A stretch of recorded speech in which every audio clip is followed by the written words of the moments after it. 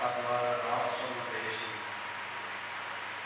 క్షేమాభివృద్ధి పొందడానికి మీకు సహాయం చేయండి.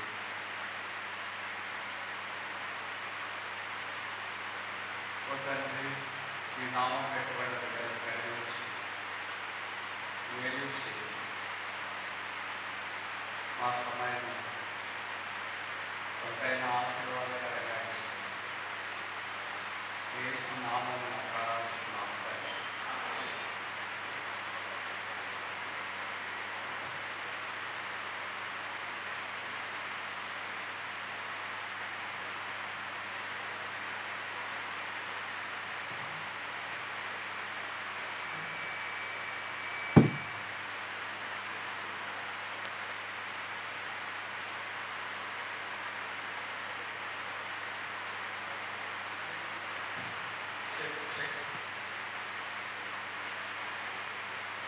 యేసు ప్రభువు రెండవ రాకడ క్రైస్తవుల విషయం నిన్నటి the prophecies of his second coming, ఆయన రెండవ రాకడ గురించిన ప్రవచనాలు బైబిల్ని ఆధారం చేసుకుని కొన్ని సంగతులు మనకు బయటైపోవడానికి ప్రారంభించాం.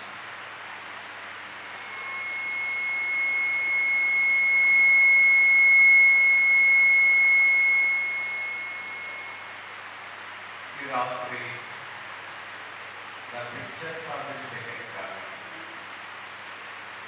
ఆయన రెండవ రాకడను గురించిన కొన్ని చిత్రపటాలు బైబిల్లో ప్రదర్శన చేయబడ్డాయి. బైబిల్ విషయం మనం నేర్చుకోవడానికి ప్రయత్నం చేస్తాం. ప్రకటన గ్రంథం అసమానమైన పుస్తకం. నేను ఒక 5 కారణాలు చూస్తున్నా. ఇది నాన్న ఇంకొక 5 కారణాలు చూడటానికి మనం ప్రయత్నం చేస్తాం. మొదటిది, ఇట్స్ ఎ బిహోల్డ్ బుక్. ప్రకటన గ్రంథంలో ఇదిగో అనే మాటలు మనకు తరచూ కనిపిస్తూ ఉంటాయి.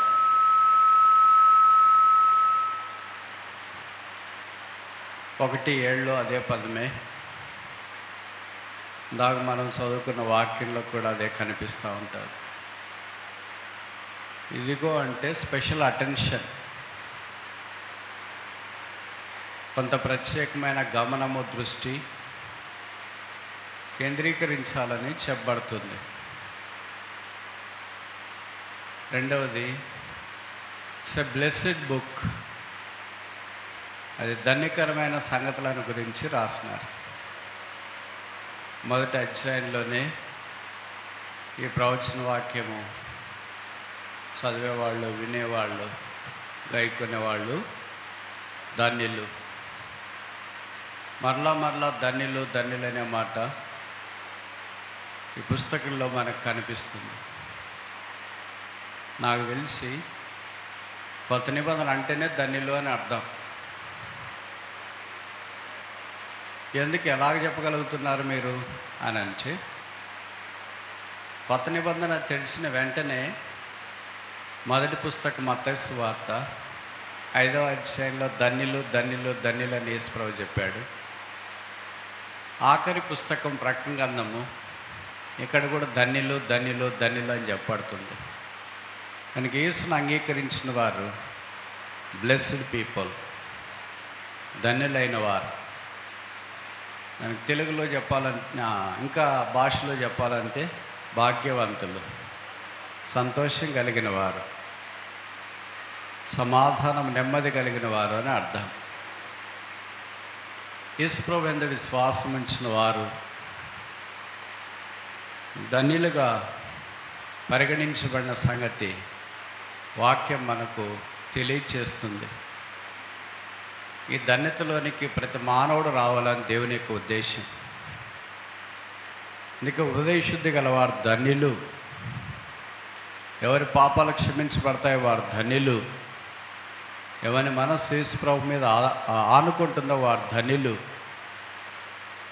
ఎవరు ఆకలి దప్పులు కలిగి ఉంటారో వారు ధన్యులు. ఈ మాటలు మనకు బైబిల్లో తరచూ కనిపిస్తూ ఉంటాయి. ఏ వ్యక్తి అయినా పుట్టిన తర్వాత ధన్యుడిగా ఉండాలని కోరుకుంటాడు. బ్లెస్డ్ అనే దానికి ఆపోజిట్ ఏంటంటే కర్స్డ్. ధన్యుడు, ఆశీర్వదించబడిన వాడు అనే దానికి వ్యతిరేక పదం ఏంటంటే శాపగ్రస్తం. అది ద్వితీయోపదేశకాండం 28వ అధ్యాయంలో చెప్పబడుతూ వచ్చి, ఆయన మాట వినేవారు ధన్యులు లేదా ఆశీర్వదించబడతారు, వినని వారి మీదకి ఈ శాపాలు వస్తాయని చెప్పబడుతూ వచ్చి. కనుక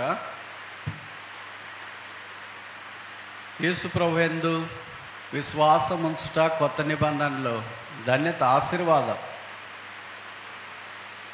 మనము శాపగ్రస్తులమై ఉంటిమి, శాపము కింద ఉంటిమి, శాపములో ఉంటిమి. ఈ శాపంలో ఉన్న మానవుని దేవుడు ఆశీర్వాదంలోనికి తీసుకుని వచ్చుట కొరకై ఆశీర్వాదమున కర్త అయిన ఆయనే భూమి మీదకి దిగి వచ్చినాడు. బైబిల్లో రాయబడింది, మ్రాణ మీద వేలబడిన ప్రతివాడు శాపగ్రస్తుడు అని. ఆశీర్వాదమునకు జనకుడైన యేసు ప్రభు వారు మన కొరకే సిలువలో శాపముగా చేయబడ్డాడు. ఆయన ఎందుకు విశ్వాసం ఉంచి ఆయన రక్తంతో కడగబడి పరిశుద్ధపరచబడడం ద్వారా శాపము తొలగించబడుతుంది, ఆశీర్వాదము వస్తుంది. అది యేసు యొక్క దహన బలిని బట్టి, బలియాగమును బట్టి, శిలువ త్యాగాన్ని బట్టి దేవుడు మానవుని కొరకు సిద్ధపరిచిన దయాపూర్వకమైన సంకల్పం. కనుక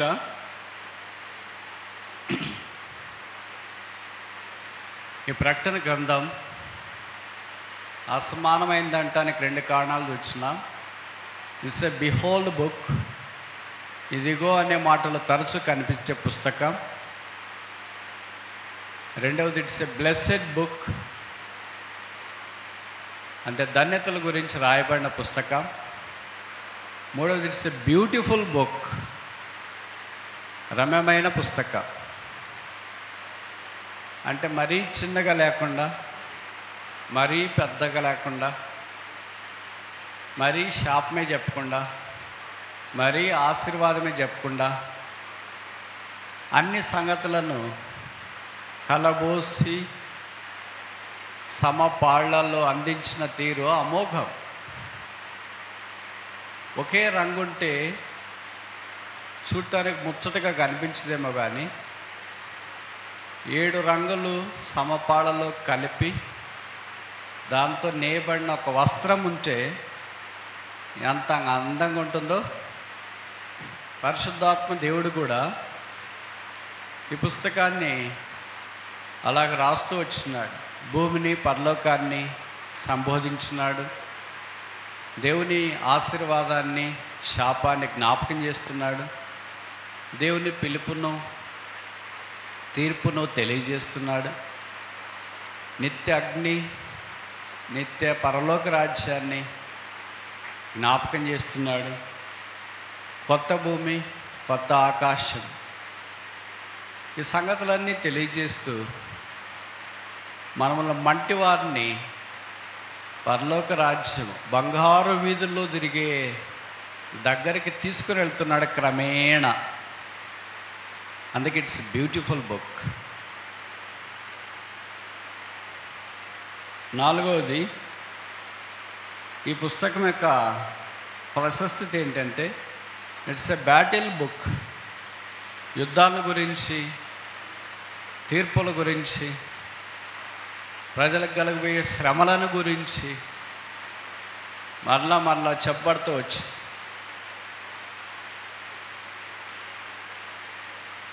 ఐదవది, ఆఖరిది, ఇట్స్ ఎ బ్రైడల్ బుక్.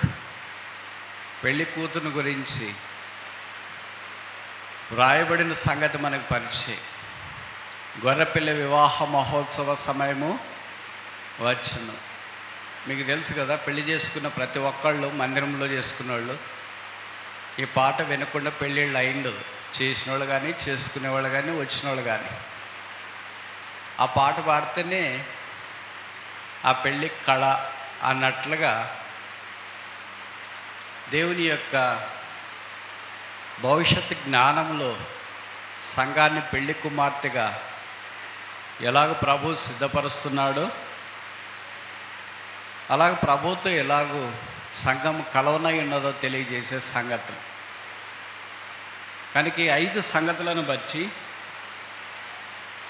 ఈ పుస్తకము అసమానమైనది, యునీక్. దీంట్లో ఈ పుస్తకం ఆరంభం 1:7 ప్రకారము నేను త్వరగా వచ్చున్నాను, 22:7 ప్రకారం త్వరగా వచ్చున్నాను. కనుక ప్రభు యొక్క రాకడతో ఆరంభించబడి ప్రభు యొక్క రాకడతో ముగించబడుతుంది ఈ పుస్తకం. అందుకొరకే క్రైస్తవుడు మొదటి రాకడైన యేసు ప్రభు శరీరధారిగా ప్రత్యక్షమైన దాని గురించి చాలా సంతోషపడ్డం సహజమే. అయితే రెండవ రాకడ గురించి ఆయన సంతోషపడటానికి బహుశా అంత టైం ఉండదు, అంత అందుబాటులో ఉండదు. మొదటి రాకడైన క్రిస్మస్ మాదిరి కొత్త బట్టలు కట్టుకొని, కేకులు కొనేసి, చికెన్ తెచ్చుకొని, బంధువులను పిలుచుకొని, క్యాండిల్ లైట్స్ పెట్టి, ఇవన్నీ రెండవ రాకడలో ఉండదు. ఉండు ప్రభా, బట్టలు తెచ్చుకుంటా కొద్దిగా ఆగు, కేక్ తెచ్చుకుంటా కొద్దిగా ఆగు, క్యాండిల్ తెచ్చుకుంటా కొద్దిగా ఆగు, మా ఫ్రెండ్స్కి గ్రీటింగ్ కార్డు పంపిస్తా కొద్దిగా ఆగు. No, second coming is altogether different ball game over the first coming. మొదటి రాకడ ఎంత నిశ్శబ్దంగా, నిమ్మళంగా, సామాన్యంగా జరిగిందో రెండవ రాకడ దానికి భిన్నంగా జరుగుతూ వస్తుంది. కనుక యేసుక్రీస్తు ప్రభువారు ఆ రాకడ కొరకు రాబోతున్నాడు కనుక కొన్ని చిత్రపటాలు పాత నిబంధనలో మనకు కనిపిస్తూ ఉంటాయి. ఇవి మీకు పరిచయమైన వాక్యాలే, మరలా జ్ఞాపకం చేసుకోవడం అవసరమని నేను తలస్తున్నా. మొదటిది ఆదికాండం 22వ అధ్యాయం, జెనసిస్ చాప్టర్ 22 వర్స్ 5. ఆదికాండం 22:5. తన పనివారితో, మీరు గాడిదతో ఇక్కడనే ఉండుడి, నేను ఈ చిన్నవాడును అక్కడికి వెళ్ళి దేవునికి మ్రొక్కి మరలా, నేను నిన్నే చెప్పాను కదా, తిరిగి మరలా వచ్చుట. ఇవన్నీ సందర్భములో యేసుప్రభు యొక్క రాకడను జ్ఞాపకం చేస్తున్నాయి. 22వ అధ్యాయము సందర్భం నాకంటే మీకు బాగా పరిచయము. యెహోవా అబ్రహాముతో ఏకైక కుమారుణ్ణి దహనబలిగా అర్పించాలని ఆజ్ఞాపించినాడు. ఆ ఆజ్ఞకు అబ్రహాము శిరసా వహించి దేవుడు చూపించే మోరియా పర్వతం దగ్గరికి కుమారుని తీసుకుని వెళ్ళటానికి తెల్లవారుజామునే లేచినాడు, సిద్ధపడ్డాడు. తెల్లవారినప్పుడు అబ్రహాము లేచి గాడిద గంత కట్టి 2 పనివారిని తీసుకొని తాను కుమారుడు బయలుదేరి మోరియా పర్వతం దగ్గరికి వచ్చినారు. ఇప్పుడు మోరియా పర్వతానికి 2 వెళుతున్నారు, పనివారు వెళ్ళట్లేదు, గాడిదలు వెళ్ళట్లేదు. వాళ్ళు ఎక్కడున్నారంటే కొండ కింద ఉన్నారు. కొండ మీద ఇప్పుడు ఎవరు ఉండబోతున్నారంటే అబ్రహాము, ఇస్సాకు ఉండబోతున్నారు. కొండ మీద ఎవరు కనిపిస్తున్నారంటే దేవుని గొర్రెపిల్ల కనిపిస్తున్నాడు. అందుకే ఇస్సాకు అడిగాడు కదా, వేర్ ఇస్ ద ల్యామ్, గొర్రెపిల్ల ఎక్కడా? అబ్రహాం అన్నాడు, దేవుడే చూసుకుంటాడు. ఇప్పుడు అబ్రహాం చెప్పిన మాట 5వ వచనంలో, నేనును ఈ చిన్నవాడును వెళ్ళి దేవునికి మ్రొక్కి, వర్షిప్, మ్రొక్కుట అనే పదము బైబిల్లో మొదటి ఇక్కడే వాడబడింది. అబ్రహాం నోట్లో నుండే వచ్చింది మొదట ఆరాధన అనేది. కొండ ఎక్కేటప్పుడే వచ్చింది ఆరాధన. కొండ మీద వెళ్ళేవాళ్ళే ఆరాధన చేయగలరు, కొండ మీద ఉన్నవాళ్ళే గొర్రెపిల్లతో సహవాసం చేయగలరు. కొండ కింద ఉన్న వాళ్ళు ఎవరితో సహవాసం చేస్తారు? గాడిదతో సహవాసం చేస్తారు. గాడిద అనే మాట నాకు తెలిసి మొదట ఇక్కడే కనిపిస్తుంది. గొర్రెపిల్ల అనే మాట కూడా బైబిల్లో మొదటిసారి ఇక్కడే రాయబడుతూ వచ్చింది. మీరు ఈ గాడిదతో ఇక్కడే ఉండుడి, మేము కూడా వస్తాము ఆరాధనకి అనవచ్చుగా. ఎప్పుడు ఇక్కడే ఉండమని చెప్తారని ఎదురు చూస్తుంటారు వాళ్ళు కూడా. ఎందుకంటే అబ్రహాంతో పెట్టుకుంటే అయ్యే పని కాదు. అని రాత్రులు వేస్తాడు, పగలు ప్రార్థనలు అంటాడు, ప్రయాణాలు అంటాడు, బలి అంటాడు, దహన బలి అంటాడు, దేవుడు అంటాడు, పరిగెత్తాడు, ఆగుతాడు, చెట్టు కింద కూర్చుంటాడు. ఆయనతో పెట్టుకుంటే మనకెక్కడైతుందో, మనం ఎక్కడో ఇక్కడే గాడిదల దగ్గర ఉండమన్నాడు కదా, గాడిదలు చూసుకుంటుందామని అనుకున్నారు. విశ్వాసులు రెండు రకాలు. మొదటి రకము కొండ కింద ఉండే డాష్తో ఉండేవాళ్ళు. రెండవ రకము కొండ పైనుండే గొర్రె పిల్లతో ఉండేవాళ్ళు. విచిత్రం ఏంటంటే అక్కడ ఇద్దరే ఇక్కడ ఇద్దరే ఉంటారు. సగభాగం ఉన్నారు. పైన ఎంతమంది ఉన్నారు, కింద కూడా అంతమందే ఉన్నారు. అదే షాకింగ్. కొండ కింద తక్కువ మంది ఉండాలి, కొండ మీద ఎక్కువ మంది ఉండాలి. కానీ షాకింగ్ ఏంటంటే పైన ఎంతమందో కింద ఎంతమంది, ఆత్మీయులు ఎంతమందో, శరీరానుసారులు ఎంతమంది, మంచోళ్ళు ఎంతమందో, చెడ్డోళ్ళు అంతమంది, దైవికమైన వాళ్ళు ఎంతమందో, దైవత్వం లేని వాళ్ళు అంతమంది, భక్తిహీనులు ఎంతమందో, భక్తులు అంతమంది, రక్షణ పొందిన వాళ్ళు ఎంతమందో, రక్షణ పొందని వాళ్ళు కూడా మందిరంలో దాదాపు అదే సంఖ్యలో ఉంటారేమో. మరలా మేము వస్తాం. అబ్రహాము నిరీక్షణ ఏంటంటే ఇంకా ఇస్సాకుని అర్పించలేదు. కానీ పౌలు రాస్తాడు దీని గురించి రోమపత్రికలను, ఒక అధ్యాయం అంతా కేటాయించినాడు. మృతులను సహా తిరిగి దేవుడు లేపగలని అబ్రహాము నమ్మినాడు. ఇంగ్లీష్లో రాయబడింది, under hopeless circumstances he hopefully believed. నిరీక్షణకు ఆధారం లేనప్పుడు అబ్రహాము నిరీక్షణ కలిగి నమ్మెను. కానీ ఎవరు గొర్రెపిల్ల దగ్గర ఉంటారో వాళ్ళకి నమ్మకం ఉంటుంది, ఎవరు గాడిదల దగ్గర ఉంటారో వాళ్ళకి డాష్. లోకం మీద నమ్మకం ఉంటుంది, దేవుని మీద నమ్మకం ఉండదు వాళ్ళకి. అందుకే అబ్రహాముల గురించి చెప్పబడింది 15:6 అనుకుంటా ఆదికాండం. అబ్రహాము దేవుని నమ్మెను, అది అతనికి నీతిగా ఎంచబడెను. మనం కూడా నమ్ముతున్నాం కదా. ఆయన నమ్మకానికి మన నమ్మకానికి తేడా ఏంటంటే మన పరిస్థితులన్నీ అనుకూలంగా ఉన్నప్పుడు నమ్ముతాం, ఆయన పరిస్థితులన్నీ ప్రతికూలంగా ఉన్నప్పుడు నమ్మినాడు. అదే భక్సింగ్ గారికి మనకి వాళ్ళకున్న తేడాలు ఇవే. వాళ్ళు ఇదే బైబిలే పట్టుకున్నారు, ఇదే మైకుల దగ్గర తిరిగారు, ఇదే ప్రజల మధ్యలో ఉన్నారు, ఇదే గాలే పీల్చుకున్నారు, ఇదే నీళ్ళు తాగినారు, ఇదే పాప లోకంలోనే వాళ్ళు కూడా సంచరించినారు. కానీ తేడా ఏంటంటే వారు దేవుని మాట అసాధ్యమైన సంగతుల్లో కూడా నమ్మారు. మనం దేవుని మాట సాధ్యమైన సంగతుల్లో మాత్రమే నమ్ముతూ ఉంటాం. వాళ్ళు నమ్మినారు కనుక నీతిమంతులుగా ఎంచబడుతూ వచ్చినారు. ఇప్పుడు జరిగిన సంగతి ఏంటంటే, నేను ఇచ్చినవాడు మరలా వస్తామన్నారు. మరలా వచ్చారా? చూడండి 22వ అధ్యాయం ఆదికాండం 22వ అధ్యాయం 19వ వచనం, వర్స్ 19. తర్వాత అబ్రహాము తన పనివారి యొద్దకు తిరిగి రాగా, 19వ వచనానికి 5వ వచనానికి తేడా ఏంటి? 5వ వచనంలో నేనును ఇచ్చినవాడును అక్కడికి వెళ్ళి దేవునికి నొక్కి మరలా మీ యొద్దకు వచ్చేదను. ఏకవచనం కాదు, వచ్చేదము బహువచనం. మరి ఇక్కడ 19వ వచనంలో అబ్రహాం ఒక్కడే వచ్చినట్లు రాయబడింది. ఇస్సాకు ఏమయ్యాడు మరి ఇస్సాకు ఎప్పుడు కనిపిస్తున్నాడు? వివాహ సందర్భంలో 24వ అధ్యాయంలో మనకు తారసపడుతున్నట్టు వాక్యంలో చూస్తున్నా. మనకు తెలుసు కదా, ఈ ఇస్సాకే యేసుప్రభు వారికి ముంగుర్తు కనుక యేసుక్రీస్తు ప్రభు వారి యొక్క దహన బలిని, యాగాన్ని, శిలువ త్యాగాన్ని ఇస్సాకు మోరియా పర్వతం దగ్గర మనకు జ్ఞాపకం చేస్తున్నాడు. అబ్రహాం ఒక్కడే కిందికి దిగి వచ్చినాడు, ఇస్సాకు వచ్చినట్లుగా ఇక్కడ మనం చూడము. అలాగే ఇప్పుడు ఇస్సాకు పెళ్లి కుమార్తె కొరకై సిద్ధపడి 24వ అధ్యాయంలో కనిపిస్తున్నట్లుంది. మన ప్రభువారు కూడా సంఘం సిద్ధపరచబడినప్పుడు సంఘము కొరకు ఆయన రాబోతూ ఉన్నాడు. అదే మన యొక్క శుభప్రదమైన నిరీక్షణ. దాని కొరకు ఎదురు చూస్తున్నాం. భౌతికమైన ఇస్సాకు వచ్చినాడు, రిబ్కాను పరిగ్రహించినాడు. పరలోకపు ఇస్సాకు యేసు ప్రభువు రానయ్యున్నాడు.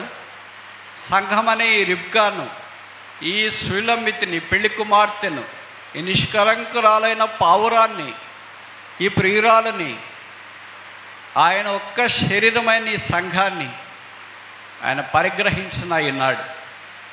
దీనికి మనం ఒక పేరు పెడదామా? The picture of his coming. ఆయన రాకడ కొరకైనా ఒక చిత్రపటం.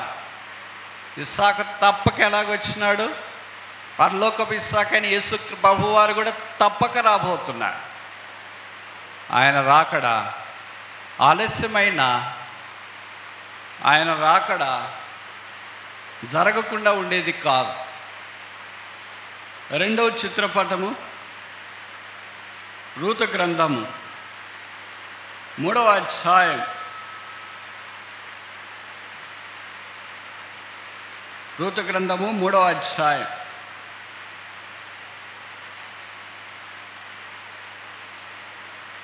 15వ వచనం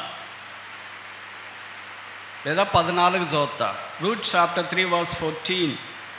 కాబట్టి ఆమె ఉదయం వరకు అతని కాళ్ళు ఎద్ద పండుకొని ఒకనొకడు గుర్తింపు పాటు వెలుగు రాకముందే లేచిను. అప్పుడు అతడు ఆ స్త్రీ కళ్ళమునకు వచ్చిన సంగతి తెలియజేయకుడని చెప్పెను. 15వ వచనం. మరియు అతడు నీవు వేసుకొని దుప్పటి తెచ్చి పట్టుకొనమని చెప్పగా ఆమె దాన్ని పట్టెను. అతడు 6 కొలలు ఎవలని కొలిచి ఆమె భూమి మీద నుంచగా ఆమె పురములోనికి వెళ్ళాను. ఆమె పురములోనికి వెళ్ళాను. ఎవరామె? వెరీ గుడ్, బాగా చెప్తారు మీరు. రూతే. ఎవరామె? సంఘము. సంధ్యారాగము చూపట్టుచు చంద్రబింబమంత అందమును సూర్యుని ఎంత స్వచ్ఛతను కళను గలదై ఊహిత సైన్య సమభీకర రూపిణియకు ఈమె ఎవరు? ఈమె సొలొమోను పల్లకి, ఈమె అనురాగ వల్లకి, ఈమె శూలమ్మితి, ఈమె నిష్కళంకురాలు, ఈమె పావురము, ఈమె ప్రియుని కొరకు సిద్ధపరచబడుతున్న దేవుని గొర్రెపిల్లగా తయారు చేయబడే సంఘము, పవిత్రాలైన కన్యక, యేసుక్రీస్తు ప్రభు కొరకే, ఒక్క రక్షకుని కొరకే ప్రదానం చేయబడిన నిష్కళంకురాలైన పెళ్లి కుమార్తె సంఘం. ఇప్పుడు రూతు తన పురంలోనికి వెళ్ళింది. కాళిగెడలేదు. భుజము మీద, సంకలో కాదు. 6 కొలల ఎవలు. ఎందుకు 6 కొలలే? 4 ఎందుకు తీసుకోలే? 5 ఎందుకు తీసుకోలే? 7 ఎందుకు తీసుకోలే? 3 ఎందుకు తీసుకోలే? 1 ఎందుకు తీసుకోలే? 6 ఏ జ్ఞాపకం చేస్తుంది మనకు తెలుసు కదా. 6 మానవ సంఖ్య. ఆమె ఖాళీగా లేదు. ఇప్పుడు సంఘము ఆమె భుజముల మీద ఉంది. ధాన్యము ఆమె కళ్ళములో లేదు, పురములో ఉంది. అదే అంతఃపురము, అదే సొలొమోను పల్లకి, అదే దేవుని సంఘము. ఇప్పుడు ప్రభువు మనల్ని అక్కడ సిద్ధపరచాలని కోరుతున్నాడు. ఈ 6 ఎవరి కొరకు? రూతు కొరకే. ఎందుకని? ఆయన వచ్చేదాకా వాడుకోవాలా. అవి రూతు సంపాదించింది కాదు. It doesn't belong to Ruth, it belongs to బోయస్. అలాగే మనం మోసుకున్న ఆత్మ సంబంధమైన ఆశీర్వాదాలు కూడా అది మనకు సంబంధించింది కాదు, బోయజ్ ఇచ్చింది. అది బోయజ్ పొలంలోది, అది ఉచితంగా పొందింది. చాలాసార్లు మన రక్షణ కానీ, కృపావరాలు కానీ, తలాంతులు కానీ, సేవా పిలుపు కానీ, సంఘ పెద్దల బాధ్యతలు కానీ, Sunday class teachers, youth leaders ఏదో అనుకుంటామంటే మనం చాలా తలాంతులు కలిగిన వారు మన వల్ల ఎవరు లేరు. అందుకనే ఈ 6 కొలల ఎవరు పట్టుకొని తిరుగుతూ ఉంటాం. అంతా తిరగటానికి లేదు. ఇది ఊరేగింపు పట్టుకొని పురంలోనికి వెళ్ళి బతకటానికి ఇచ్చినాడు. మనం మోసుకొని అంతా తిరుగుతూ ఉంటే ఏం జరుగుతుందో తెలుసు కదా. దొంగలు వచ్చి తీసుకెళ్తారు, ఖాళీ అయిపోతావు. ప్రభు రాకడ దాకా ఇంక నీ దగ్గర వాడుకోవటానికి ఏముండదు. రూతు దాన్ని తీసుకుని వెళ్ళింది. ఎందుకు 6 తీసుకెళ్ళింది? నేను ఇలాగ చెప్తే తప్ప? ఇప్పుడు ఎలాగ యోహాను సువార్త 2వ అధ్యాయంలో యేసుప్రభు వారు గలిలయలోని కానాలో వివాహ మహోత్సవానికి హాజరయ్యాడు. అక్కడ వారికి ద్రాక్షరసం తక్కువైందని మరియమ్మ చెప్పింది. యేసు ప్రభు నా సమయం ఇంకా రాలేదన్నాడు. ఆయన సమయం వచ్చినప్పుడు 6 రాతి బాణాలు అక్కడ ఉన్నాయి. ఎందుకు 6 ఉన్నాయి? 7 ఉండొచ్చుగా. ఎందుకు 6 ఉన్నాయి? 5 ఉండొచ్చుగా. 6 మానవ సంఖ్య. ఆ వివాహం దగ్గర 6 ఎలాగున్నాయో రూతు దగ్గర కూడా 6 అలాగే ఉన్నాయి. ఈ రూతు మోసుకొని వచ్చిన 6 కొలలు ఎవరు? ఆ 6 రాతి బాణాలకు సాదృశ్యమంటే తప్ప. ఇప్పుడు ప్రభు ఏం చేసినాడంటే ఆ 6 బాణాలను నీళ్ళతో నింపుడు అన్నాడు. బైబిల్లో రాయబడింది యోహాను సువార్త 2వ అధ్యాయం, వాటిని అంచుల మట్టుకు నింపిరి. మనం నింపమని చెప్పింటే బద్వెల్లో నీళ్ళే లేవు, ఇంకా ఎక్కడి నీళ్ళు తీసుకొని వస్తామని అనుకుంటాం. ఏదో ఆ నీళ్ళు ఈ నీళ్ళు వేసి నింపేస్తాంలే అనుకుంటామేమో.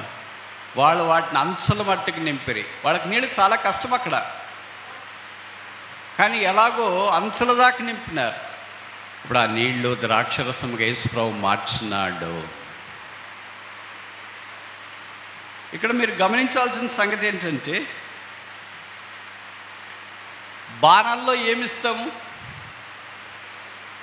ద్రాక్షరసం ఇస్తారా, నీళ్ళు ఇస్తారా? అక్కడ రాయబడింది నీటి బాణాలు, దాంట్లో ఏంటంటే ద్రాక్షరసం. ఇప్పుడు నీళ్ళు బాణాలు లేవు, బాటిల్స్ వచ్చినాయి. ఎవరి దగ్గరికి నీళ్ళు మనం నీళ్ళు అంటే బాటిల్ అన్నీ ఇస్తారు, గ్లాస్ అన్నీ ఇస్తారు. ఇంతకుముందు బాణల్లో చెంబు తీసుకొని వచ్చి ఇచ్చేవాళ్ళు, చెంబు నిండా తాగేవాళ్ళు వేసవికాలం అయితే. ఇప్పుడు చెంబు నిండా తాగితే ఎదురోళ్ళు ఫీల్ అయిపోతారు, ఏంటి ఇచ్చినవన్నీ తాగేస్తున్నాడని.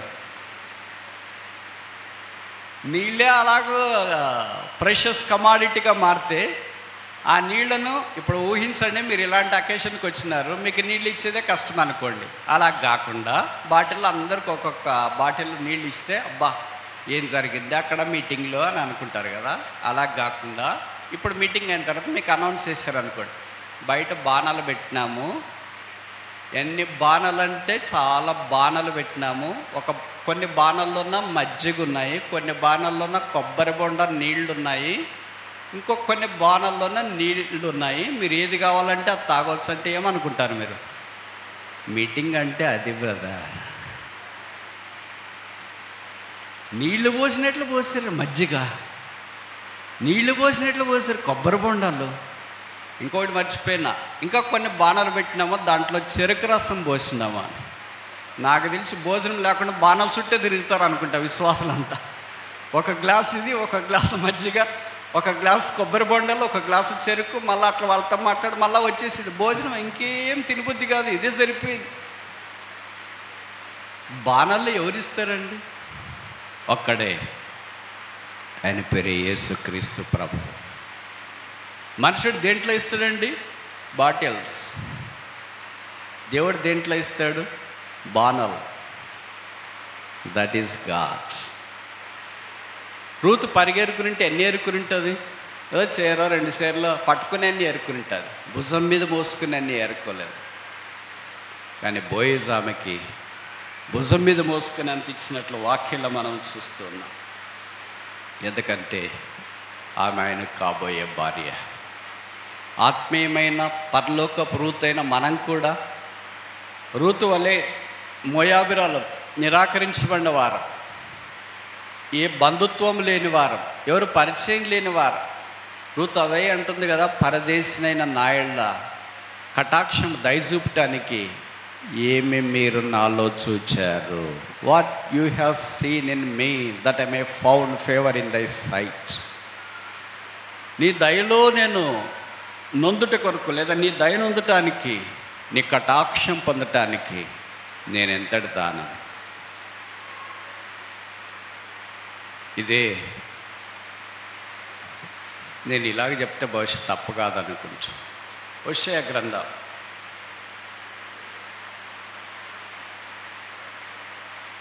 2వ అధ్యాయం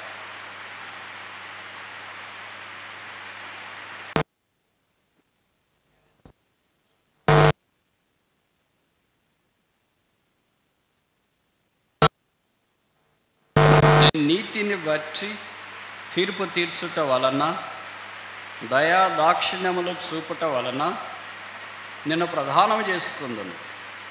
ఈ యెహోవాను ఎరుగునట్లు నేను నమ్మకమును బట్టి నిన్ను ప్రధానము చేసుకొందును. ఇక్కడ ఎన్ని విషయాలు ఉన్నాయి? 6.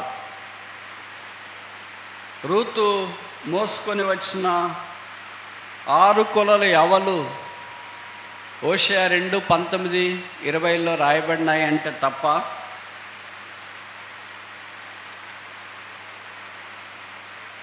దేవుని బుద్ధి జ్ఞాన బాహుళ్యములు ఎంతో దొడ్డవి. ఈ ప్రధానం అనేది, వివాహం అనేది, అనేది, ప్రభు రాకడనేది, వివాహ సంతోషం అనే బంగారు తాడు ఆది కాండం నుండి ప్రకటన గ్రంథం దాకా తెగిపోకుండా పరలోకపు నేతగాడైన పరిశుద్ధాత్మ దేవుడు నేస్తూనే ఉన్నాడు. ఆయన దైవత్వం అనే మగ్గం మీద నిత్యము నాకుండునట్లు. యేసుప్రభు ఒకసారి ప్రదానం చేసుకున్న తర్వాత డివోర్స్ ఉండదు, విడిచిపెట్టేది ఉండదు. నచ్చలేదు కనుక వద్దనడు. పలానా నిన్ను గురించి చాలా బ్యాడ్ స్టోరీలు తెలిసినా కనుక వద్దు అని చెప్పడు. అట్లంతా మనుషులు చెప్తారు. యేసుప్రభు అలాగే చెప్పాడు. నేను నీకు నిత్యం ఉండాలా. నాలో ఏముంది ప్రభువా మంచి? ఏమి లేదు కనుకనే యేసుప్రభు మనల్ని ప్రేమించినాడు. అదే కల్వారి ప్రేమ.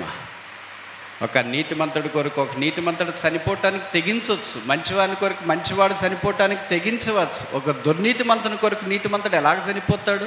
ఒక చెడ్డవాని కొరకు ఒక మంచివాడు ఎలాగ చనిపోతాడు? ఒక మంటి పురుగు కొరకు దేవుడు ఎలాగ చనిపోతాడు? ఒక లోకంలో ఉన్నవాని కొరకు పరలోకంలో ఉన్నవాడు ఎలాగ చనిపోతాడు? ఒక పాపి కొరకు పరిశుద్ధుడు ఎలాగ చనిపోతాడు? ఒక మట్టి పురుగు కొరకై దైవత్వం కలిగిన వాడు ఎలాగ చనిపోవటానికి ఇష్టపడతాడు? అదే క్రీస్తు ప్రేమ, శిలువ ప్రేమ, కల్వరి ప్రేమ. రూతును ప్రేమించిన బోయేజు కళ్ళములో ఆమెకు 6 కొలలు ఎవలు భుజం మీద ఎత్తిపెట్టి ఆమెను పురానికి పంపించినాడు.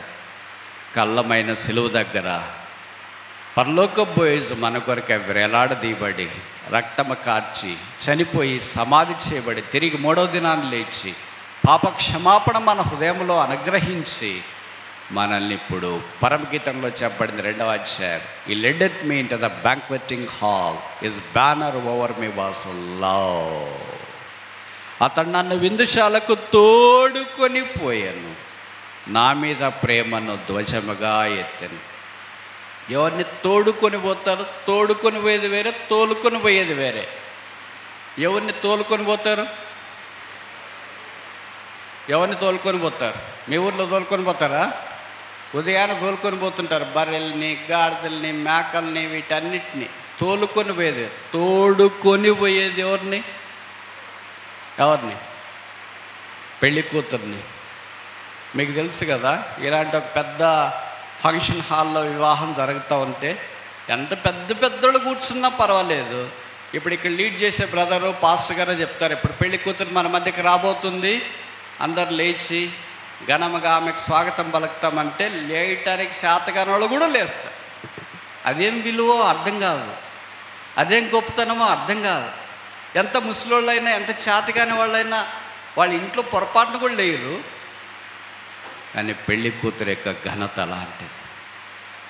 ఆమె ఒక్కటే రాదు, తోడుకొని వస్తారు. వెనక 2, 3, 4, 5 మందో వాళ్ళకున్న తాయెత్తును బట్టి యేసుప్రభు పాపులమైన మనల్ని తోడుకొని వెళ్ళట కొరకే పరిశుద్ధాత్మ దేవుణ్ణి అనుగ్రహించినాడు.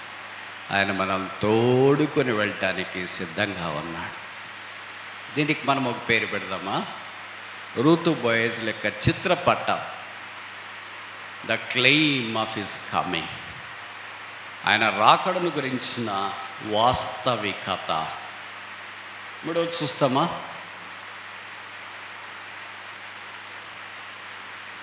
దానియేలు గ్రంథం, బుక్ ఆఫ్ డేనియల్, చాప్టర్ 3. దానియేలు గ్రంథం 3వ అధ్యాయం.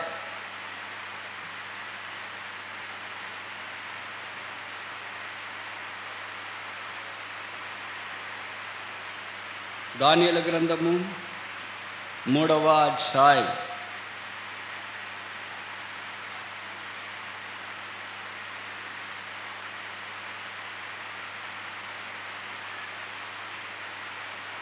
పదిహేడవ వచనం. మేము సేవించుచున్న దేవుడు మండుచున్న వేడిమి గల ఈ అగ్నిగుండములో నుండి మమ్మల్ని తప్పించి రక్షించుటకు సమర్థుడు, మరియు నీ వశమును పడకుండా ఆయన మమ్మను రక్షించును. తర్వాత 4వ అధ్యాయము 3వ వచనం. ఆయన సూచక్రియలు ఎంతో బ్రహ్మాండమైనవి, ఆయన అద్భుతములు ఎంతో ఘనమైనవి. ఆయన రాజ్యము శాశ్వత రాజ్యము, ఆయన ఆధిపత్యము తరతరములు ఉండును. ఈ రాజ్యాన్ని గురించిన సంగతులు 4వ అధ్యాయంలో పొందుపరిచిన సందర్భం మనకు పరిచయం. ఇక్కడ విషయం తెలుసు కదా, ఎందుకు ఈ దురాయన మైదానం దగ్గర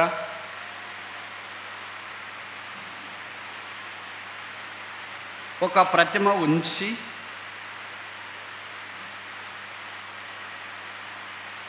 ఆ ప్రతిమకు సాగిలపడి నమస్కారం చేయాలని కోరారు? మీలో కొంతమందికి పరిచయం అనుకుంటా, బైబిల్లో అక్కడ మనకు మైదానాలు కనిపిస్తాయి. ఎన్ని మైదానాలు ఉన్నాయి? పాత నిబంధనలు ఎన్ని, కొత్త నిబంధనలు ఎన్ని? ఇది ఎన్నో మైదానం. ఇందాక మనం కొండను గురించి చూసాం. అబ్రహాం కొండ మీదకి వెళ్ళాడని. అబ్రహాం లాంటి వాళ్ళు కొండ మీద ఉంటారు. నెబుకద్నెజర్ లాంటి వాళ్ళు ఎక్కడుంటారు? మైదానం మీద ఉంటారు. రాజులే, కానీ మైదానం వారిది. అబ్రహాం సామాన్యుడే, ప్రవక్త, విశ్వాసులకు తండ్రి, కొండ మీద ఉన్నాడు. మైదానము ఎప్పుడు కొండకు పోటీగానే ఉంటుంది. నేను ఈ విషయాలు చెప్పి ముందుకు వెళ్ళాలనుకుంటున్నారు. ఏంటంటే, సాతానుడు పాత నిబంధనల్లో దేవుని సంఘానికి వ్యతిరేకంగా, నేను ఈ మాటలు చెప్తున్నా మీరు అనుకోవచ్చు పాత నిబంధనలో సంఘం లేదు కదండి అని. సంఘం ఎప్పుడు లేదు? ఎప్పుడూ ఉంది. దాని ఆవిర్భావము అపోస్తల కార్యాలు 2వ అధ్యాయంలో మనకు కనిపిస్తుంది. అంతకుముందు అంతా కనబడనట్టుగా, చూచాయిగా, చిత్రపటాలుగా అక్కడక్కడ ఆ ప్రత్యక్షత, ఆ వెలుగు మనం చూస్తూనే ఉన్నాం. అందుకే ఆదికాండం 28వ అధ్యాయంలో యాకోబు అన్నాడు, దేవుని మందిరమే అన్నాడు. మరి సంఘం లేదుగా, ఇలాంటి మైకులు లేవుగా, సేవకులు లేరు, బోధకులు లేరు, కాపర్లు లేరు, ఉపదేశకులు లేదు, యూట్యూబ్ లేదు, సోషల్ మీడియా లేదు, ఎవరు లేరు. మరి సంఘం ఎలాగైంది? అది దేవుడు ఉన్నాడు, దేవునితో మాట్లాడే వ్యక్తి ఉన్నాడు. అందుకే అక్కడ మనకు సంఘం అని అర్థం చేసుకోవటానికి అవకాశం ఉంది. ఇప్పుడు ఏంటంటే, ఎప్పుడైతే దేవుని సంఘము వృద్ధి చెందుతుందో సాతాను కూడా కౌంటర్ ఫిట్స్ చేస్తాడు. ఆ సంఘం వృద్ధి చెందకుండా చేస్తాడు. మొదటిది 11వ అధ్యాయం ఆదికాండంలో మనం చూస్తాం కదా, ఆకాశమునంటేది కట్టాలని వారు సంకల్పించినారు. ఏంటది? గోపురం. Every tower is against the plan of God. ఇక్కడ ఆకాశమునంటే గోపురం వాళ్ళు కట్టాలనుకుంటే 28వ అధ్యాయంకి వచ్చిన తర్వాత దేవుడు ఏం చేశాడంటే, ఆకాశము నుండి నిచ్చెన దించి, మనుషుడేమో కింద నుండి పైకి పోవాలనుకుంటాడు, దేవుడేమో పైనుండి మనుషునికి కిందికి ఆశీర్వాదాలు పంపించాలనుకుంటాడు. What a paradox is this! ఎంత అద్భుతమైన సంగతి ఇది. మనుషుడు పైకెక్కాల ఆకాశం అంటాలి. ఎక్కడ అంటేది ఇక్కడే తిరుగుతూ ఉంటే నువ్వు అంటుకోలేవు, నువ్వు వేగలేవు, నువ్వు పైకి రాలేవని దేవుడే ఒక నిచ్చెన వేసినాడు. ఆ నిచ్చెన ఒక కొన ఆకాశమును అంటుతుంది. దేవదూతలు ఎక్కుచూ దిగుచున్నారు. ఎందుకు ఎక్కుచూ దిగుచున్నారు? దిగుతో ఎక్కచుండొచ్చుగా. ఇంకోసారి చెప్పనా? దేవదూతలు ఎక్కుచూ దిగుచూ ఉన్నారంట. దిగుచూ ఎక్కుచూ ఉండాలి కదా. ఎక్కాలంటే ఎప్పుడు దిగారు? ఎప్పుడు దిగారని ఒక దగ్గర అంటే ఒక ఆయన అన్నాడు, ఆదికాండం 1వ అధ్యాయం 1వ వచనానికి ముందే దిగేశారని. వాళ్ళు ఇక్కడికి ఎందుకు వస్తారు? వాళ్ళు ఉండే స్థలం వేరే. దేవుడితో పాటు వారు కూడా దేవుని కార్యాల కొరకు వారు దిగి వచ్చి సంచారం చేస్తున్నారు. బైబిల్లో రాయబడింది కదా, దేవదూతలు ఈ పరిచర్య తొంగి చూడ కోరుచున్నారు. The angels desire to look him. ఈ దేవదూతలు ఎందుకు ఎక్కుతున్నారు అని అంటే, మనం చేసే పని దేవదూతలు దేవుడికి తీసుకెళ్తున్నారు. దానికి ప్రతిఫలముగా దేవదూతలు తిరిగి బహుమానం కిందికి తీసుకొని వస్తున్నారు. ఇది మనం చేసే పనిలో ఏదైనా ప్రభుకు మహిమ ఉంటే. అందుకే దీన్ని యాంప్లిఫై చేస్తూ అపోస్తలుడైన పౌలు కొరింథీయులకు రాస్తూ మొదటి పత్రిక 10:31, మీరు ఏమి చేసినా, నువ్వు భోజన చేసినా పానం చేసినా సమస్తము దేవుని మహిమ కొరకు చేయడి. మనం ఏం చేస్తామంటే హారిజాంటల్కి సమాంతరంగా చేస్తాం. మీరు మా ఇంటికి రండి, మేము మీ ఇంటికి వస్తాం. మీరు మమ్మల్ని పిలవండి, మేము మీ దగ్గరికి మేము మిమ్మల్ని పిలుస్తాం. This is a horizontal ministry. Church primary ministry is not horizontal but vertical. సంఘం యొక్క పరిచర్య సమాంతరంగా కాదు. మొదటిది నిచ్చెన మీదికి వెళ్ళాలా. మీరు ఏమి చేసినా దేవుని మహిమ కొరకు చేయండి. దేవదూతలు తీసుకెళ్ళాలా. ప్రభా బద్వేల వాళ్ళ పరిచర్య చూసినావా, మేము తీసుకొని వచ్చినాం, ఇక్కడ చూడండి ఎంత పరిచర్య చేస్తున్నారు, ఎంత కన్నీరు గారుస్తున్నారు, ఎంత చెమటోడుస్తున్నారు, ఎంత చేయి చాపుతున్నారు, ఎన్ని ఆత్మలు సంపాదించినారు, ఎంత జీవిస్తున్నారు చూడండి. ఇప్పుడు దేవుడు వారి పరిచయం నేను అంగీకరించినాను, తిరిగి బహుమానాలు ఇవ్వండి అంటే దేవదూతలు కిందకి రావాలి. మనం పరిచయం చేస్తే దేవదూతలు అసలు కనిపించరు. కనిపించుకున్న వాళ్ళు, అవసరం లేని వాళ్ళు కనిపిస్తూ ఉంటారు మనకు, డాష్ వాళ్ళు. ఎంత విషాదకరమైన సంగతి. We have lost that. దేవుడు దేవుని మందిరం అనే ప్రత్యక్షత ఇచ్చిన మొట్టమొదటి సందర్భంలోనే అది ఎందుకు గుర్తు చేసినాడంటే, కళ్ళు మూసుకొని, చెవులు మూసుకొని, హృదయం మూసుకొని మనకు నచ్చినట్లు చేస్తామని దేవుడికి బాగా తెలుసు. కనుక అట్టు కుదరదు. ఆ పరిచర్య నేను అంగీకరించును. ఆ పరిచర్య పైకి ఎక్కి రాదు. ఆ పరిచర్యకు పై నుండి బహుమానం రాదు. ఆ పరిచర్య ఇక్కడే. దాన్నే పౌలు కొరింథీయులకు రాస్తున్నాడు. అది గడ్డి కర్ర కొయ్యకాలు అగ్నిలో అయిపోద్ది. మరి ఇప్పుడు ఏం చేయాలంట? 1 కొరింథీ 10:32.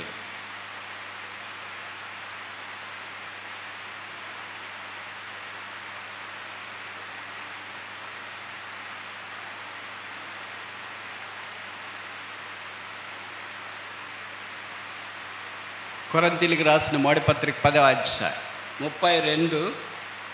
ముఖ్యంగా దైవ సేవకులు, సంఘ పెద్దలు, పరిచారకులు, Sunday class teachers, EBS teachers, మీరు బైబిల్ తెరిచి ఈ మాటలు చదవండి. మిగతా వాళ్ళు ఎలాగో చదువుతారు, మనం బాగుంటే వాళ్ళు బాగుంటారు. కనుక 32వ వచనం 1 కొరింథీ 10:32. యూదులకైనను గ్రీసు దేశస్థులకైనను దేవుని సంఘమునకైనను అభ్యంతరము కలగజేయుడి అని రాసినారా? అంటే మనం చేసి చెప్తున్నాను నేను. బైబిల్ ఏం రాసినారంటే కలగజేయకుడి. ముగ్గురు యూదులు అంటే క్రైస్తవులు, యేసును అంగీకరించిన వారని ఇక్కడ. రెండవది గ్రీసు దేశస్తులు అంటే లోకస్తులు, బాగా జ్ఞానం కలిగిన వారు, తత్వం తెలిసిన వాళ్ళు. మూడవది ఇక్కడ ఎవరికి చెప్తున్నారంటే దేవుని సంఘం. సంఘంలో అన్ని రకాలైన మనుషులు ఉంటారు, మిక్సర్. మనం బొరుగుల బండి దగ్గరికి వెళ్ళి బొరుగులు అడుగుతాం కదా, అలాగే స్వీట్ స్టాల్కి వెళ్ళి స్వీట్ అడిగితే ఏం స్వీట్ కావాలంటే అన్నీ కలిపిచ్చేయి. మిక్సర్ బండి దగ్గరికి వెళ్ళి మిక్సర్ అంటే ఏం మిక్సర్, అన్నీ కలిపిచ్చేయి. మనకు సంఘంలో అంత మిక్సర్ ఉంటుంది.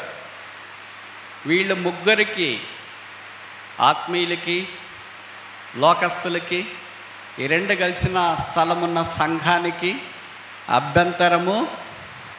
ఒకసారి చదువుదామా అందరూ? ఇది మీకు ఎప్పుడు తెలిసిందే, కానీ ఈరోజన్నా చదువుతాము అని. ఎలాగో చేయకపోయినా చదివితే మంచిది కదా. మళ్ళీ చదువుదాం. 32. యూదులకైనను గ్రీసు దేశస్థులకైనను దేవుని సంఘమునకైనను అభ్యంతరము. మరి ఏం చేయాలా? చేయొద్దు అని బైబిల్లో రాసిన తర్వాత ఏం చేయాలనేది కూడా రాస్తా. బైబిల్ గొప్పతనం అదే. మామూలుగా మనం ఏం చేస్తామంటే వేరే వాళ్ళకి చేయొద్దు అని చెప్తాం. సినిమా చూడొద్దు, చెడ్డ మాట్లాడొద్దు.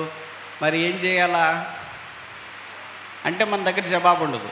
కానీ బైబిల్ అలా కాదు. చేయొద్దు అని చెప్పిన తర్వాత ఏం చేయాలా అనేది ఇక్కడ రాస్తా. చూడండి కింద వచ్చిన 33. కొరింథీయులకు రాసిన మొదటి పత్రిక 10:33. ఇలాగ నేను కూడా స్వప్రయోజనమును కోరుకొనుచు అనేకుల రక్షణ పొందవలనని. మన భాగం చదువున్నా నేను, బైబిల్లో రాసినది కాకుండా. ఇలాగ నేను కూడా స్వప్రయోజనం కోరుకొనొచ్చు, ఎవరినూ రక్షణ పొందకూడదని నా స్వప్రయోజనంనే కోరుకొనొచ్చు, నన్నే సంతోషపెట్టుకొంచున్నాను. ఇది మన వర్షన్. ఇది కాదంటారా? బైబిల్లో రాయలేదు, కానీ వాస్తవం ఇది. మనకు చేసేది రోజు ఇదే, వారం కోసం చేసేది కాదు, రోజు చేసేది ఇదే. సర్ప్రైజ్. నేను బతికితే చాలు, నేను కనపడితే చాలు, నేను మాట్లాడితే చాలు, నేను బోధిస్తే చాలు, నేను ఉంటే చాలు. లోకమంతా కొట్టుకుపోతుంది బ్రదర్. పర్వాలేదులే, ఇంకా మిగిలిందా? కొట్టుకుపోలేదా? పౌలు అన్నాడు, నేను స్వప్రయోజనమును కోరుకొనక అనేకులు రక్షణ పొందాలంట. ఆయన ఉద్దేశం అది. మనకేమైనా ఇలాంటిది కనిపిస్తుంది ఎక్కడైనా? కళలోనైనా, పగటి కళలోనైనా, ప్రభువా మమ్మల్ని బద్వేలు చుట్టుపక్కల ప్రాంతాల్లో పెట్టిన బద్వేలని పట్టణాన్ని దర్శించు, అనేకులు రక్షణ పొందాలని మాకు ఆశ, తృష్ణ, అభిలాష ఉంది. ఏం లేదు, ఫుల్గా తినడం, దండికి నిద్రపోవడం, సెలవులు వచ్చినా కానీ కేసు వేసుకోవడం, పండుకోవడం, ఖాళీగా ఉంటే సంచి తగిలించుకోవడం, పోతా ఉండడం. లేకపోతే ఉద్యోగం వస్తే అక్కడ ఇక్కడ మన కార్యక్రమాలు, ఉద్యోగాలకు పోతున్నాయి. ఏంటండి, ఎవరైనా రక్షణ కొరకు ప్రయాసపడుతున్నా? సేవకులు ఉన్నారు కదా, సంఘ పెద్దలు ఉన్నారు కదా, నువ్వెందుకు మరి? నిచ్చెనతో సంబంధం లేదా? దేవదూతలు ఎక్కేది దిగేది లేదా? You forgot the whole concept of serving the lord.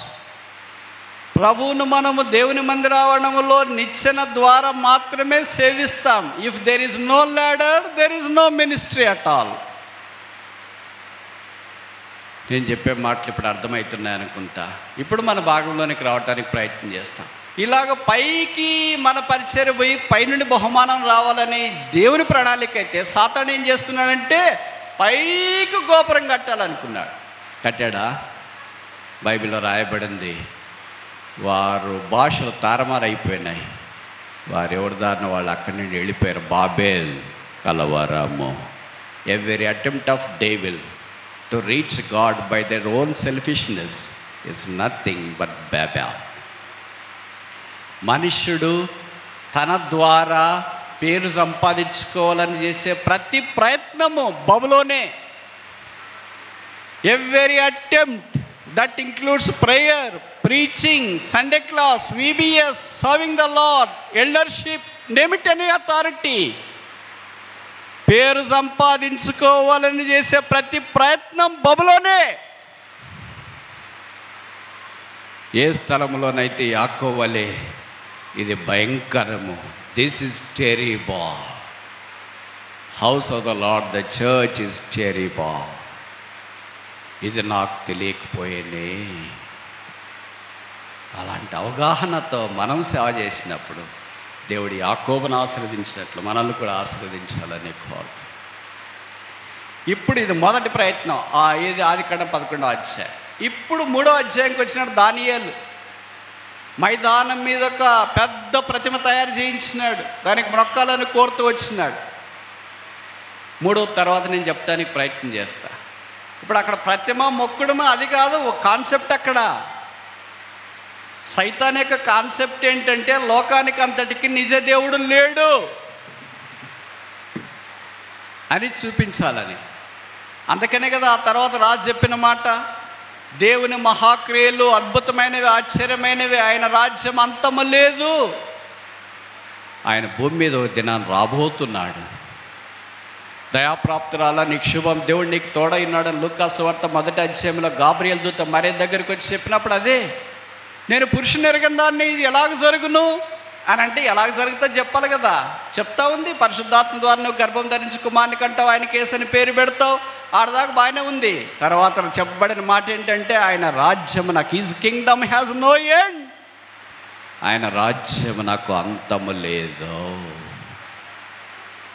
అది నిశ్చలమైన రాజ్యం, శాశ్వతమైన రాజ్యం, పరలోక రాజ్యం, వెలుగున్న రాజ్యం, గొర్రెపిల్ల రాజ్యం, అంతము లేని రాజ్యం, శ్రేష్టమైన రాజ్యం, బంగారు వీధులుండే రాజ్యం, దుఃఖము వేదన లేని రాజ్యం. అలాంటి రాజ్యాన్ని దేవుడు భూమి మీద స్థాపింపచేయాలని సంకల్పిస్తే ఈ పక్కన దురాయన మైదానం ఒకటి వచ్చింది. షద్రక్ మేషక్ అబేద్నెగోలు ఇది నాన్న సంఘానికి సూచనగా ఉన్నారు. ముగ్గురు. ఏంటి ముగ్గురే? దీన్ని యాంప్లిఫై చేసి మన్నించండి, మత్తయి సువార్త 18వ అధ్యాయం 20 వచనం, ఎక్కడ 2-3 నా నామమున కూడి ఉందురో. ఎంతమంది? 3. ఇక్కడ ఎంతమంది? 3. ఇప్పుడు ఆ తర్వాత ఏమైంది? రాజన్నాడు కదా, ఏంట్రా 3 వేసాం, 4వ వాని రూపము మనుషుని వల్లే లేదు. ఆ 4వ వ్యక్తి ఎవరు? మనకు తెలుసు, ఆయన యేసుక్రీస్తు ప్రభువాన్ని. అందుకే ఎక్కడ 2-3 నా నామం చేరుతారో అక్కడ నేను వారి మధ్యలో ఉంటా. ఎక్కడ ప్రభువా? మేము ఏసేయాల్లో ఉన్నా, అక్కడికైతే వచ్చేస్తా. అగ్నిగుండంలో ఉన్నా, అక్కడికి రాను. ఎక్కడికి ప్రభువా? సింహబోన్లో, అక్కడికి రాను. ఎక్కడ ప్రభువా? చెరసాల్లో ఉన్నా, అక్కడికి రాను. పద్మాస్ ద్వీపంలో, అక్కడికి రాను అని ప్రభు అనట్లేదు. ఎక్కడ ఆయన వారు చేరి వస్తున్నారు, అది అగ్నిగుండమైనా, సింహపు బోనైనా, పద్మాస్ ద్వీపమైనా, తుఫానులో ఇరుక్కున్న దోనైనా, ఓడ అమరమైనా, సమాజ మందిరమైన, కొండ అయినా, యేసు అక్కడికి చేరి వంచి వారిని దర్శించాలని కోరుతున్నాడు. ఇప్పుడు జరిగింది ఏంటంటే, ఈ 3 యవనస్తులు నిలబడిన కారణం చేత రాజ్యము తలకిందలైంది. నెబుకద్నెజరు ఆలోచనలు చిత్తయ్యాయి. అందుకని ఇప్పుడు 4వ అధ్యాయంలో, దానియేలు 4వ అధ్యాయంలో ఇందాక మనం చదువుకున్నాం కదా, డేనియల్ చాప్టర్ 4, దానియేలు 4వ అధ్యాయం 3వ వచనం, ఆయన సూచక్రియలు ఎంతో బ్రహ్మాండమైనవి, ఆయన అద్భుతములు ఎంతో ఘనమైనవి, ఆయన రాజ్యము శాశ్వత రాజ్యము, ఆయన ఆధిపత్యము తరతరములు నిలుచును. నెబుకద్నెజరు తెలియజేస్తున్న మాటలు ఈ అధ్యాయంలో గ్రంథస్థం చేయబడినట్లు వాక్యంలో మనము చూస్తూ ఉన్నాము.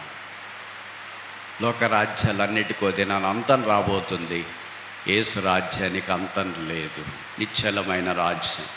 అందుకని 25, 26 రాయబడ్డాయి. అది చూద్దాం. Daniel chapter 4 verse 25, verse 26.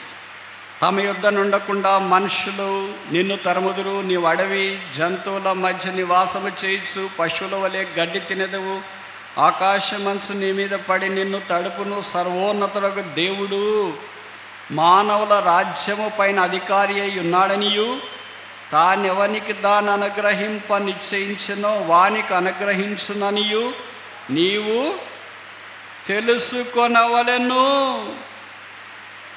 ఆయన ఎవరికి అనుగ్రహించాలని కోరుతున్నాడో దానిని వారికి అనుగ్రహించగలవాడై ఉన్నాడు అని వాక్యం మనకు జ్ఞాపకం చేస్తుంది. అందుకే భూనివాసులందరూ ఆయన చేయి పట్టుకొని నీవేమి చేయుచున్నావని ఆయనతో చెప్పుటకు ఎవడను సమర్థుడు కాడు.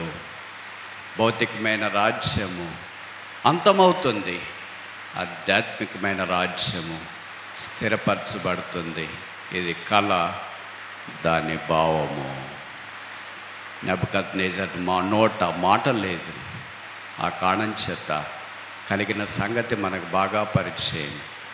దేవుడు వారిని అధికముగా హెచ్చించి వాడుకుంటూ వచ్చి ద ప్రాఫెసీ లేకపోతే the picture of the challenge of his coming, ఆయన రాకడ కొరకైన సవాలుతో కూడిన చిత్రపటం. 3 విషయాలు మనం చూస్తున్నాం. The picture of his coming, ఆయన రాకడ గురించి చిత్రపటము, ఇస్సాకు రిబ్కాను గురించి. రెండవది the claim of his coming, ఆయన రాకడ గురించిన వివరణ, రూతు బోయేజు. మూడవది దానియేలు గ్రంథంలో ఈ 3-4 అధ్యాయాల్లో చెప్పబడిన సంగతి, the challenge of his coming, ఆయన రాకడను గూర్చిన సవాల్. ముగించక మునుపు ఆయన రాజ్యంలో ప్రవేశించాలనే ఆశ యేసుని ఎరగని వారు కలిగి ఉన్న అది నిష్ఫలం. యేసుని ఎరిగిన వారే ఆ శాశ్వత రాజ్యం, నిత్యరాజ్యం, సదాకాలం ఉండే రాజ్యంలో ప్రవేశిస్తారు. ఈ రాత్రి యేసుని అంగీకరించి ఆయన రాజ్యంలో వారసులు కావాలని మనవి చేస్తున్నా. ఇంకా ప్రభువుని అంగీకరించకుండా ఉంటే పర్వాలేదులే అనుకుంటే, ఒకవేళ ప్రభు ఈరోజే వస్తే ఆయనతో పాటు ఉండటానికి, ఆయన రక్తం ద్వారా కడగబడిన సంఘం ఎత్తబడితే, నువ్వు ఎత్తబడకుండా ఉంటే, మీ నాయన సేవకుడు కావచ్చు, బోధకుడు కావచ్చు, సంఘ పెద్ద కావచ్చు, మంచి ఆత్మీయుడు కావచ్చు, గాయకులు కావచ్చు, లైవ్ స్ట్రీమింగ్ ఇచ్చు, ఏదని ఇచ్చు, రక్షణ ఎవరిది వాడదే. మీ నాయన రక్షణ నీకేం రాదు, మీ అమ్మగారి రక్షణ నీకేం రాదు, మీ తల్లిదండ్రుల రక్షణ నీకేం రాదు. అది యేసు ప్రభు ప్రతి మానవునికి ఉచితంగా దయచేసిన భిక్ష, కృపావర, ఈవి, దానం, భాగ్యం, ధన్యత. అందుకొరకే యేసు ప్రభు మానవుని ప్రేమించి శిలువ మీదకి వెళ్ళాడు. శిలువలో వ్రేలాడదీయబడ్డాడు. ఆ వ్రేలాడదీయబడిన వాడు నేరారోపణ చేయబడిన వాడిగా సమాజానికి కనిపించాడు, దోషిగా సమాజానికి కనిపించినాడు, తలలూపుతూ నిందకు వేదనకు ఆస్పదముగా సమాజానికి కనిపించినాడు.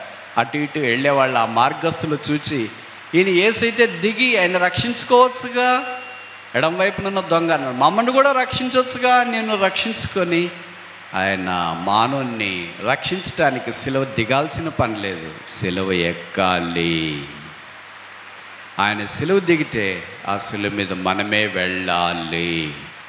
మనం ఆ సిలువ మీదకి వెళ్ళి తల మీద ముళ్ళ కిరీటం, ముఖం మీద ఉమ్మి, చేతుల్లో మేకులు, దేహమంతా కోడా దెబ్బలు కొట్టించుకొని సిలువ వేయబడలేము గనక నిర్దోషి, నిష్కల్మషుడు, పాపలలో చేరక ప్రత్యేకంగా ఉన్నవాడు, భూపతులకు అధిపతి, రాజులకు రాజు, ప్రభులకు ప్రభు, ఎవడనూ సమీపింపరని మహామహిమల అద్వితీయ మహిమ కలిగిన వాడై ఉండి ఏక రక్షకుడు, లోక రక్షకుడు, ప్రతి నామము, ప్రతి నోరు ఆయన ఉచ్చరించే నామం, ప్రతి నాలుక ఆయన నామాన్ని ప్రచురించే నాలుకగా ఉండాలని సంకల్పించి ఆ యేసు శిలువలో రక్తము కార్చి చనిపోయి సమాధి చేయబడి తిరిగి లేపబడి పరలోక స్థలములో ఆసనుడైనాడు. బైబిల్ సెలవిస్తుంది, యేసు రక్తం ప్రతి పాపం నుండి మనల్ని కడిగి పవిత్రులుగా చేయను. ఇంకా యేసును అంగీకరించకపోతే ఈ రాత్రి మరలా జ్ఞాపకం చేస్తున్నాం, ప్రభువైన యేసునందు విశ్వాసం ఉంచు, అప్పుడు నీవును నీ ఇంటి వారు రక్షణ పొందుతారు. పర్వాలేదు, వీళ్ళు ఇలాగే చెప్తారు, లోకం ఇంకా చాలా ఉంది, అనుభవించాల్సింది చాలా ఉంది, చూడాల్సింది చాలా ఉంది, చేయాల్సింది చాలా ఉంది అని అనుకొని ఈ లోకాన్ని విడిచిపెట్టేలోగా రక్షణ పొందకుండా ఉంటే అగ్ని ఆరదు, పురుగు చావదు, వేదనకరమైన స్థలం. ఇక్కడ వేసవికాలం బద్వేల్లో 40 డిగ్రీలు 50 డిగ్రీలు ఉంటేనే తనకలాడిపోతున్నారే, చెమట్లు గారిపోతున్నాయి, ఏసీలో ఉంటేనే ఉండలేకపోతున్నారే. నరకంలో బైబిల్లో రాయబడింది, అగ్ని ఆరదు, పురుగు చావదు, రాత్రిపూట చల్లగా అవుతుందిలే అని అనుకోవటానికి లేదు, ఏసీ వేస్తాంలే అనుకోవటానికి లేదు, కూలర్ పెడతాంలే అనుకోవటానికి లేదు, ఇసునకర్ర పెట్టుకుందాంలే అనుకోవటానికి లేదు, తడి బట్ట పెట్టుకుందాంలే అనుకోవటానికి లేదు. వేదనకరమైన స్థలం. ఇక్కడ ఎవరు అడిగితే నీళ్ళు తెచ్చిస్తారు, బాటిల్లోనో గ్లాసులోనో. పరలోక రాజ్యానికి వెళ్ళిన తర్వాత బాటిల్ లేవమ్మా, గ్లాసులు లేవమ్మా, చిటికన వేలే. అది కూడా బైబిల్లో రాయబడిన సంగతి, అది కూడా నోచుకోలేరు. ఇప్పుడు వారి పరిస్థితి మీరు ఊహించండి. ఇక్కడ ఎలాంటి దుర్మార్గుడైనా దారెంబడి పోతుంటే దాహం వేస్తుందండి అంటే నీళ్ళు ఇస్తారు కదా, చలివేంద్రాలు పెట్టింటారు కదా, మనం చూస్తూనే ఉంటాం. ఎలాంటి వ్యక్తికైనా చివరికి కోడిని కోసేవాళ్ళు కూడా సచ్చేటప్పుడు, కోసేటప్పుడు దాన్ని వెల్లలికలు చేసి దాంట్లో కొన్ని 1 చుక్క 2 చుక్కలు నీళ్ళు పోసి దాన్ని కోస్తారే. ఓ మానవుడా, నరకానికి వెళితే నీకు చుక్కల నీళ్ళు కూడా లేవు. ఇక్కడ ఉదయం లేస్తేనే మందు షాపుల దగ్గర కనిపిస్తూనే ఉన్నావు. మీకు తెలుసు కదా, లోకములో ఏ దేశంలోనైనా ఎయిర్పోర్ట్లతో సహా నిర్విరామముగా అన్నిటికంటే ముందు ఓపెన్ చేసే షాపు, అన్ని షాపులు మూసినా తెరిచుండే షాపు, అన్నిటికంటే ముందు ఓపెన్ చేస్తారు, అన్నిటికంటే చివర్లో దాన్ని మూసినట్లుంటారు. అంతే, ముందు మూస్తారు, వెనక్కి తెరిచింటారు. ఎక్కడైనా ఇలాంటిది ఉన్నది. బంగారు షాపులకు సెలవులు ఉన్నాయి, బట్టల షాపులకు సెలవులు ఉన్నాయి. ప్రతి షాపుకి ఏదో విధానంలో టైమింగ్స్ ఉంటాయి. టైమింగ్స్ లేని ఏకైక షాప్ ఇక్కడేమి షాపు, మందులు, బాటిల్ అనుకుంటాం. నరకానికి వెళ్ళిన తర్వాత చుక్కలు కనపడవుతాయి. వేదనకరమైన స్థలం. అట్టి స్థలంలోనికి నేను వెళ్లకుండా యేసు రక్తం ద్వారా కడగబడి పరిశుద్ధపరచబడి మారు మనసు పొందాలని ప్రభువు కోరుతున్నాడు. ప్రభువైన యేసునందు విశ్వాసం ఉంచు. అప్పుడు నీవును నీ ఇంటి వారును రక్షణ పొందు.